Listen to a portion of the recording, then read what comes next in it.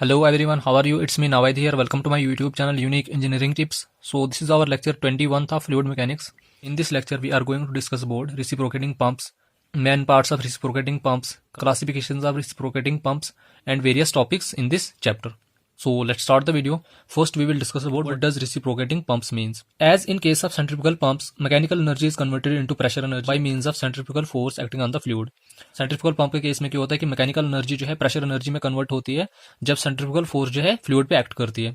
But in case of reciprocating pumps, mechanical energy is converted into pressure energy by sucking the liquid into a cylinder in which piston is reciprocating. Reciprocating pump के case में भी mechanical energy को pressure energy में ही convert किया जाता है. But इस case में क्या किया जाता है कि लिक्विड को सक किया जाता है, सक्शन जो है उसमें प्रोवाइड की जाती है. एक सिलेंड्रिकल कंटेनर होता है, उसमें एक पिस्टन लगा होता है. जब पिस्टन जो है बैकवर्ड और फॉरवर्ड मूव करता है उसकी वजह से जो है सक्शन पाइप में जो है सक्शन अकर होती है, लिक्विड जो है उससे सक होता है और उसकी वजह से हम आगे पानी को डिलीवर कर पाते हैं. Which exerts a thrust on the liquid and increases its pressure. जब पिस्टन जो है बैकवर्ड और फॉरवर्ड मूव करता है उसकी वजह से वो क्या करता है कि पानी पे थ्रस्ट एक्सर्ट करता है और उसकी वजह से उसका प्रेशर इंक्रीज होता है. उसके बाद हम क्या करते हैं, लिक्विड को आगे डिलीवर करते हैं जहां तक हमने उसको डिलीवर करना है. सो नेक्स्ट हम यहाँ पे डिस्कस करेंगे main parts of reciprocating pump. जैसे हमने डिस्कस किए थे main parts of centrifugal pump, in the same way we will discuss about main parts of reciprocating pump. As you can see here in this diagram, यहाँ पे जो main parts हैं reciprocating pump के वो clearly show किए हुए हैं. So let's start from the bottom. यहाँ पे हमारे पास क्या है, वाटर टैंक है या कोई भी सोर्स ऑफ वाटर है जहाँ से हमने क्या करना है, पानी को लिफ्ट करना है. This is the sump level. Sump level means top surface of the water. This is our suction pipe. This is suction valve and the vertical distance between center of the cylinder and top of the water surface is suction head, which is represented by HS, and the vertical distance between center of cylinder and the point where water is to be delivered is known as delivery head, which is represented by SD. This is delivery pipe and this is delivery valve. This is our cylinder and this is piston. इस piston की वजह से ही thrust इसमें create होता है और आगे water deliver होता है. This is piston rod. ये हमारे पास क्या है, कनेक्टिंग रॉड जो पिस्टन रॉड के साथ कनेक्ट है. This is crank. ये एक सर्कुलर मोशन है इस क्रैंक का, जिस सर्कमफ्रेंस पे ये क्रैंक रोटेट करता है. ये पॉइंट जो है ये मोटर के साथ कनेक्टेड होगा. जब मोटर में हम सप्लाई ऑफ इलेक्ट्रिसिटी प्रोवाइड करेंगे ये जो है रोटेट होना स्टार्ट हो जाएगा. ये इस सर्कुलर एक्सिस में रोटेट होना स्टार्ट करेगा. तो सपोज करो अभी जो क्रैंक का ये एंड जो है इस पॉइंट ए पे है. जब ये ए से सी की तरफ रोटेट होना स्टार्ट हो जाएगा उसकी वजह से ये पिस्टन जो है एक्सट्रीम राइट पोजिशन पे आ जाएगा. तो उसकी वजह से क्या होगा कि सिलेंडर में पार्शियल वैक्यूम प्रेशर क्रिएट होगा और जो टॉप सरफेस ऑफ वाटर होगा इस पॉइंट पे एटमॉस्फेरिक प्रेशर होगा. But this atmospheric pressure will be more than this partial vacuum pressure inside the cylinder. तो उसकी वजह से क्या होगा कि यहाँ पे इस सक्शन पाइप में सक्शन अकर होगी और ये सक्शन वेल जो है ऑटोमेटिक ओपन हो जाएगा और पानी जो है यहाँ से लिफ्ट होना स्टार्ट हो जाएगा. तो जब पानी जो है लिफ्ट होके इस सिलेंडर में आ जाएगा उस वक्त हमारा पिस्टन जो होगा एक्सट्रीम राइट पोजीशन पे होगा. फिर जब क्रैंक सी से ए की तरफ रोटेट होना स्टार्ट हो जाएगा तो जो पिस्टन होगा वो एक्सट्रीम लेफ्ट पोजीशन की तरफ मूव करना स्टार्ट कर देगा. उसकी वजह से क्या होगा कि यहाँ पे जो है प्रेशर क्रिएट होगा and this pressure will be more than the atmospheric pressure. तो उसकी वजह से क्या होगा कि जब इसमें प्रेशर आ जाएगा तो ये डिलीवरी वेल जो है ऑटोमेटिक ओपन हो जाएगा और पानी जो है यहाँ से आगे डिलीवर होना स्टार्ट हो जाएगा. सो this is the process how the reciprocating pump works. So I hope कि आपको मैंने ये चीज क्लियर कर दी होगी. सो नेक्स्ट हम इसमें डिस्कस करेंगे discharge through the reciprocating pumps, specially in case of single reciprocating pump. So अगर हमने discharge of pump per second find out करना होगा it will be equal to A into L into N upon 60. अगर हमने यहाँ से weight of water delivered per second find out करना होगा it will be equal to rho into G A into L into N upon 60, where L is length of stroke which is equal to 2 into R. अब R हमारे पास यहाँ पे क्या है, radius of cylinder. D हो गया हमारे पास यहाँ पे डायमीटर ऑफ सिलेंडर. A हो गया क्रॉस सेक्शनल एरिया पिस्टन या cylinder and N is rotation per minute of crank. Crank की जो रोटेशन होती है per minute that is known as N. तो यहाँ पे हम वैल्यूज पुट करके यहाँ से हम डिस्चार्ज और वेट को फाइंड आउट कर सकते हैं. Where rho is density, G is acceleration due to gravity. अब अगर हमने यहाँ से फाइंड आउट करना होगा work done by reciprocating pump तो it will be equal to rho GAL N upon 60 into HS plus HD, where HS is suction head and HD is delivery head. Now power required to drive the pump. Single acting reciprocating pump को कितनी power required होती है इसको drive करने के लिए. तो इसका फॉर्मूला सिंपली है रो GAL N upon 60,000 into HS plus HD. यहाँ से पावर जो निकलेगी हमारे पास किलोवाट में निकलेगी. देखो फॉर्मूला जो है सारे के सारे सेम है. सबसे पहले हमने डिस्चार्ज निकाला AL N अपॉन 60, फिर वेट निकालने के लिए इसको हमने क्या कर दिया, रोजी से मल्टीप्लाई कर दिया. वर्क डन निकालने के लिए इसमें हमने इसको फर्दर हमने HS प्लस HD से मल्टीप्लाई कर दिया और पावर निकालने के लिए यहाँ पे हमने 60 की जगह 60,000 कर दिया. So this is the trick to remember this formulas.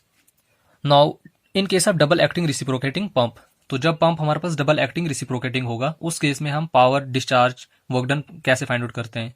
First we will discuss about what does double acting reciprocating pumps means. तो in this case water is being sucked by means of two suction pipes and it has also two delivery pipes to deliver the water। अब देखो single acting reciprocating pump के case में suction pipe भी single होती है और delivery pipe भी single होती है।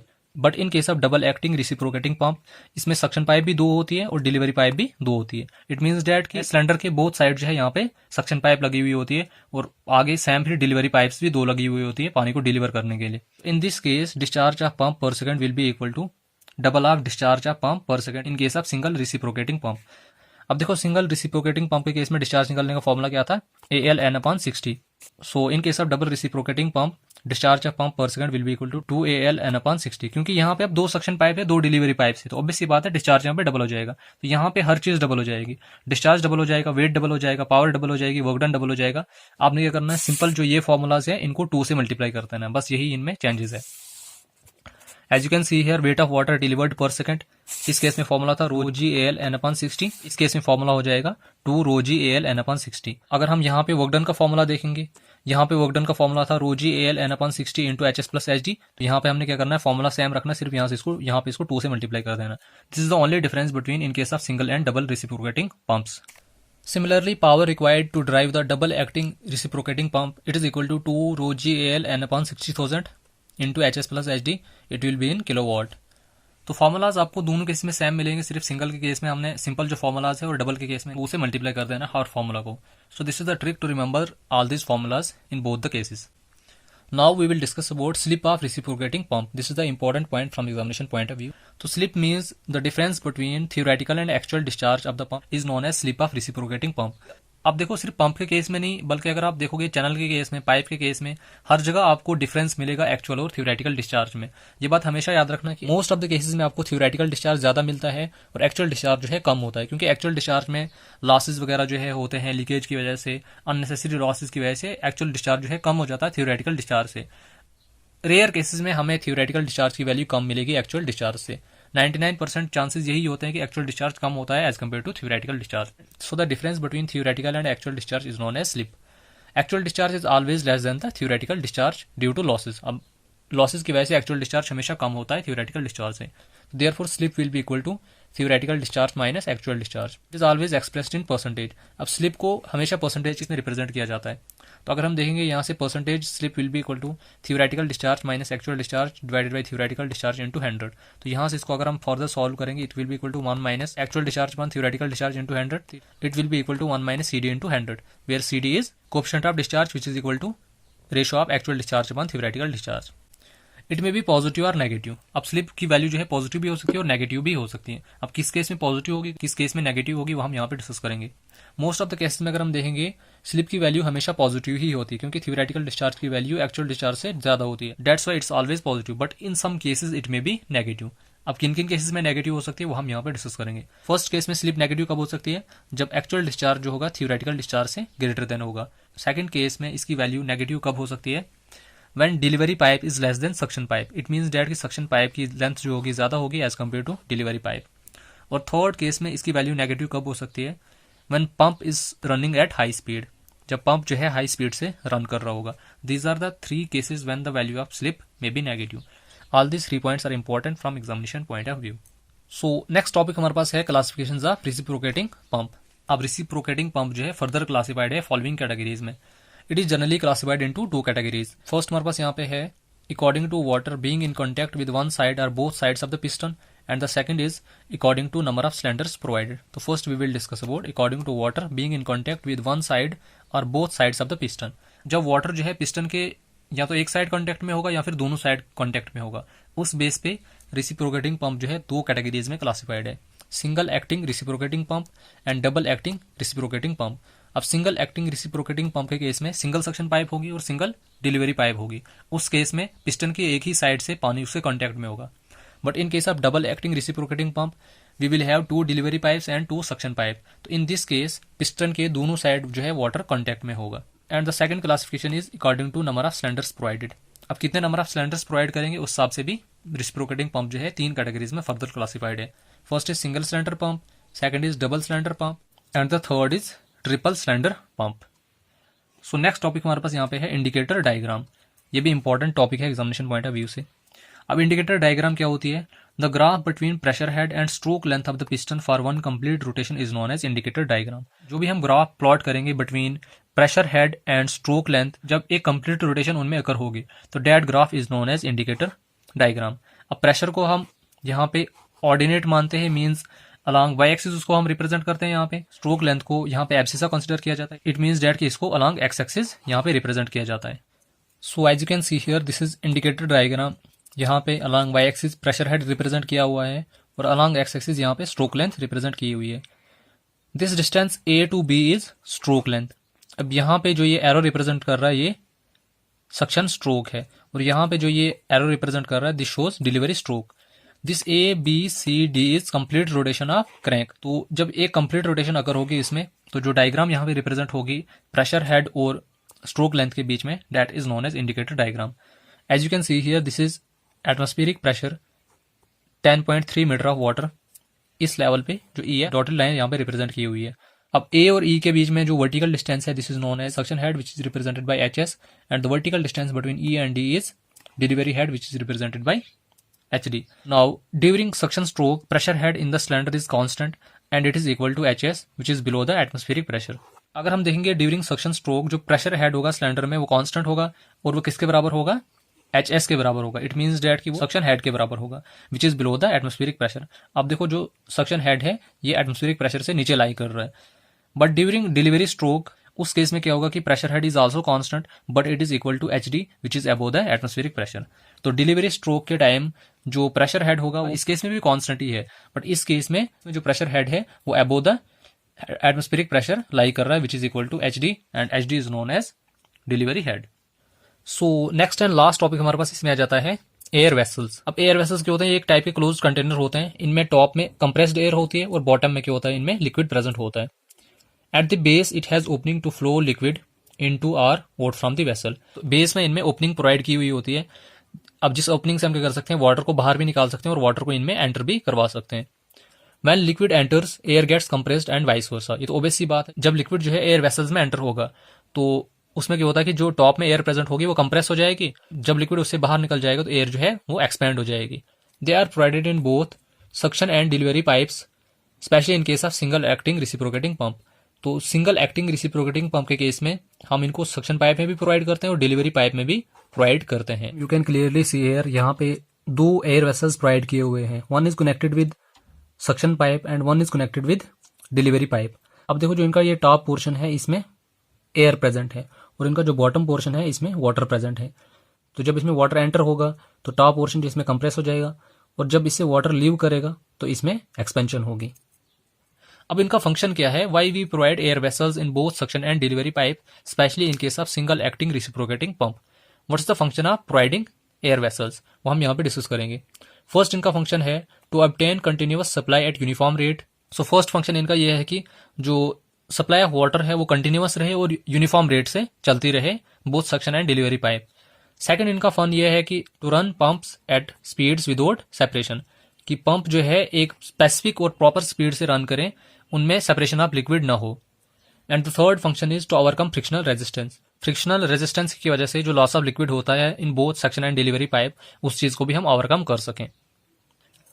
सो नेक्स्ट इसमें है in the first half of suction stroke velocity of water is more than mean velocity and excess water will go to the air vessel. तो first half of suction stroke में क्या होता है कि जो वेलोसिटी ऑफ वाटर होती है वो मीन वेलोसिटी से ज्यादा होती है। उस केस में जो एक्सेस वाटर होगा वो एयर वेसल में चला जाएगा। And in the second half of the suction stroke it is the reciprocal of the first case. अब second half of suction stroke में क्या होगा कि जो वेलोसिटी ऑफ वाटर होगी वो लेस देन होगी मेन वेलोसिटी से।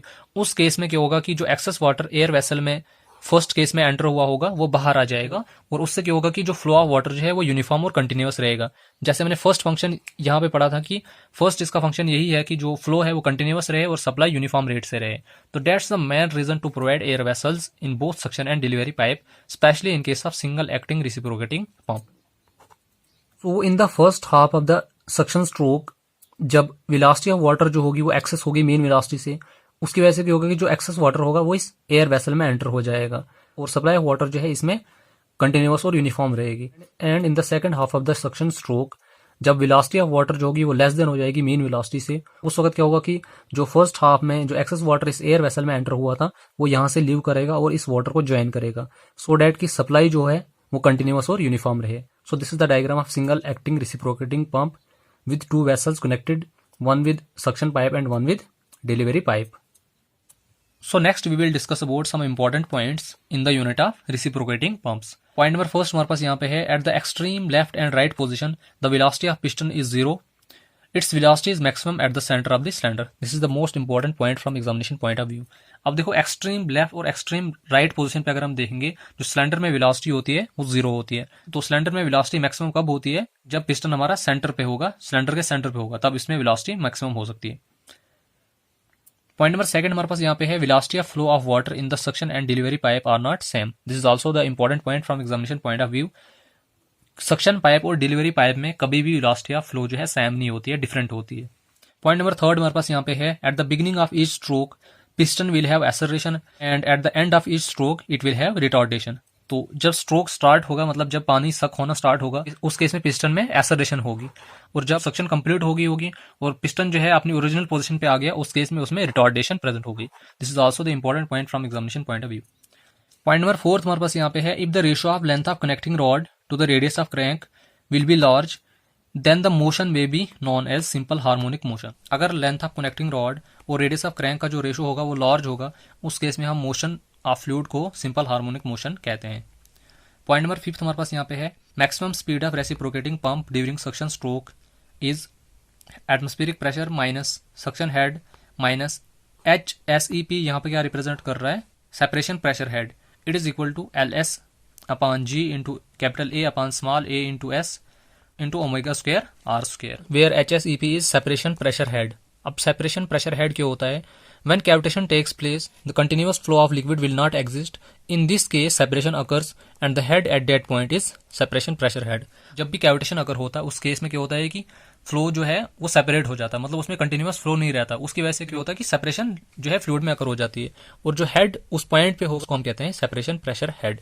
Where capital A is area of cylinder, small a is area of suction pipe, LS हमारे पास यहाँ पे क्या हो गया? Length of suction pipe, omega हो गया हमारे पास यहाँ पे angular speed of crank in radian per second, and R is radius. Similarly अगर हम यहाँ पे देखेंगे maximum speed during delivery stroke, so it is equal to atmospheric pressure plus delivery head minus separation pressure, it is equal to LD by G into capital A upon small a into D omega का square into R, where LD is length of delivery pipe, G acceleration due to gravity, capital A हो गया हमारे पास यहाँ पे area of cylinder, small a into D हमारे पास यहाँ पे क्या है? Area delivery pipe, omega square हो गया angular speed of crank, and R is radius. Point number 7 हमारे पास यहाँ पे है, work done by the pump is proportional to the area of indicator diagram. This is the important point from examination point of view. जो भी pump का work done होता है वो किसके बराबर होता है? It is proportional to area of indicator diagram. Point number 8 is mean velocity of single acting reciprocating pump. अगर हमने यहाँ से इसकी मीन वेलोसिटी को फाइंड आउट करना होगा, it is represented by V bar, it is equal to capital A into omega into R upon A into Y। Point number 9 is work saved by fitting air vessels in a single acting reciprocating pump is 84.8%। तो air vessels fit करने से single acting reciprocating pump के case में 84.8% जो है work save हो सकता है। And 10th point is work saved in double acting reciprocating pump by fitting air vessels is 39.2%। तो डबल एक्टिंग रेसिप्रोकेटिंग पंप के केस में अगर हम एयर वेसल्स फिट करेंगे उनकी वजह से 39.2% वर्क सेव हो सकता है। These 2 points are important from examination point of view. So this was the brief introduction about reciprocating pump. I hope कि आपको मैंने हर टॉपिक इसका क्लियर कर दिया होगा। अगर आपको फिर भी किसी भी टॉपिक में डाउट है तो आप मुझे कमेंट सेक्शन में पूछ सकते हैं। You can also ask your doubts through any social media platform. So मुझे उम्मीद है कि आपको वीडियो पसंद आई होगी। अगर आपको वीडियो पसंद आई होगी तो वीडियो को लाइक कीजिए, शेयर कीजिए, कमेंट कीजिए और चैनल को सब्सक्राइब जरूर कीजिए। So thank you so much and keep supporting me.